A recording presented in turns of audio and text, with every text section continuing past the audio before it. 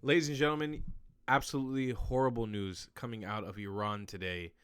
This is not a laughing matter, nothing to celebrate from I'm Tall, the Traveling Clat. Let's take a look. This is some really, really terrible news. Massive port explosion in the port of Shahid Raji, which is an IRGC port in Iran, southern Iran. بگو گازه بره بگو بره داره میترکه اوه Writing very یا similar علی نترکه reports اینجا as to what happened in Lebanon a couple years back. همه خارج شن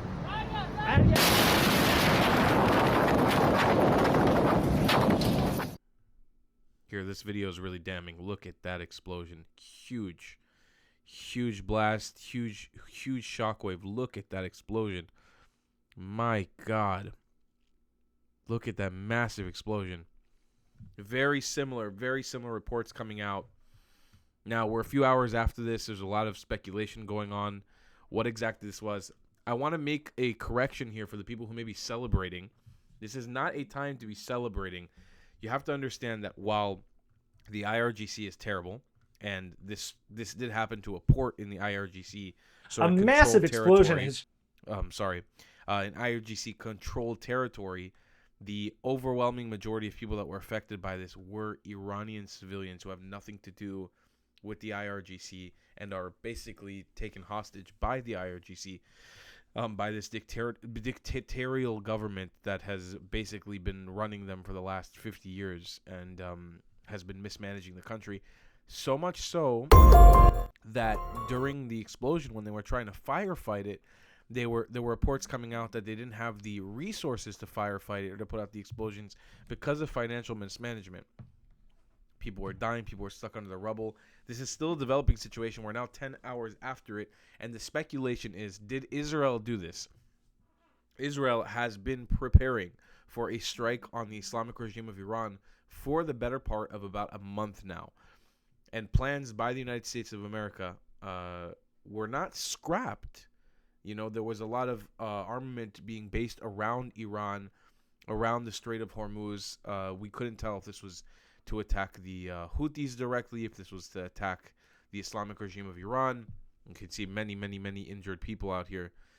Terrible. They said over 500 injured, 4 killed. I'm assuming this is going to keep rising as this develops. I mean, also, there's probably going to be a legitimate attempt by the Islamic regime of Iran to underreport on the numbers, underreport on the people who have died, who have been injured. But you can just see the destruction is crazy. Not at the same scale of the explosion in Lebanon a few years back. But many of the reports are coming out that a similar situation had unfolded. Now, I've been doing my own research throughout the day. It was Shabbat, so I try not to work on Shabbat. But this is research that I was trying to do on my own just because I was genuinely curious. I've understood that at some point a couple months back, there was a Chinese ship that had docked in Iran to bring on explosives specifically for the Hezbollah terrorist group, and a lot of that weaponry goes through Iran before it's shipped out to Lebanon. It would go Iran, Syria, then Lebanon, or Iran, Iraq, Syria, then Lebanon. They used to have a straight pathway before Jolani overtook Syria. Now that pathway has been cut off, and it seems like there's been serious mismanagement, and essentially the weaponry, the explosives, were sitting in the port for a very long time. Maybe under hot conditions. Maybe they got too heated, similar to what happened. I forget the exact chemical compound. You could probably look up another YouTuber who would be able to tell you the exact chemical compound that this is that exploded. And that is essentially what led to this massive explosion. Now, we can't determine 100% what exactly is going on and who did this strike. It's impossible for us to chase the pipeline down. Now, is it possible that Israel may have preemptively struck this port because it was an IRGC port to try to, destroy some infrastructure? It's possible. It's possible. I don't think that it lines up with what exactly Israel's been trying to do. And that's specifically because Israel doesn't have a track record of going for massive civilian sites.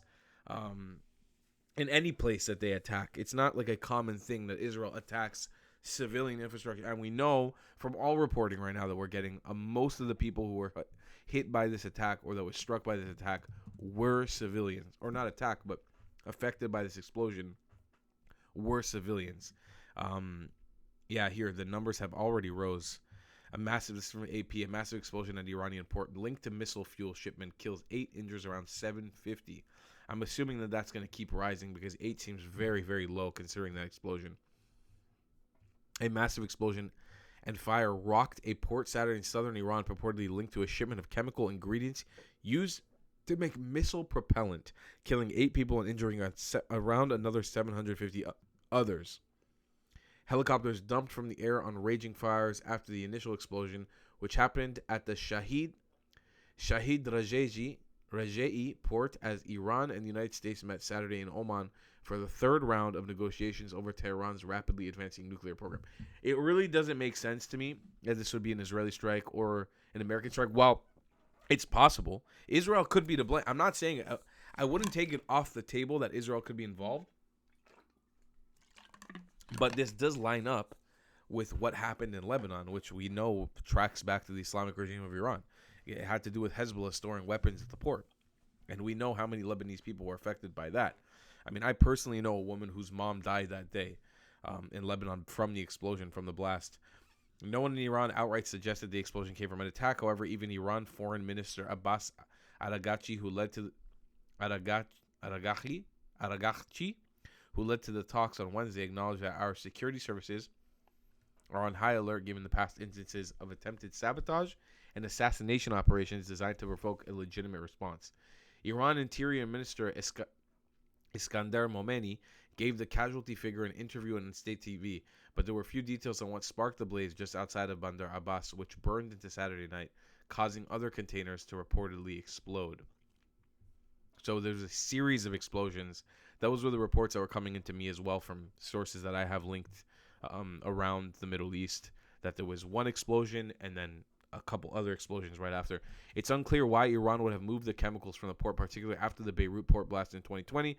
That explosion caused the ignition of hundreds of tons of highly explosive ammonium nitrate, killed more than 200 people and injured more than 6,000 others. However, Israel did target Iranian missile sites where Tehran used industrial mixers to create solid fuel.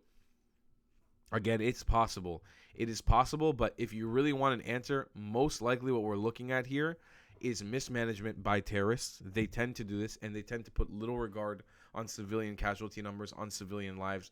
This is why Hezbollah, they didn't give a fuck when they stored these really dangerous substances in ports that had tons of civilians and civilian workers around them. They didn't care. They didn't care if it exploded. They didn't care if it killed, and they still don't care to this day that it killed. They never took accountability for it. They never took ownership for it. There was no reparations by Hezbollah paid out to the Lebanese people. And the same thing's going to happen here with the IRGC. These terrorist groups, they leech off of the civilian population. They ruin their lives, and they dig them deeper into debt.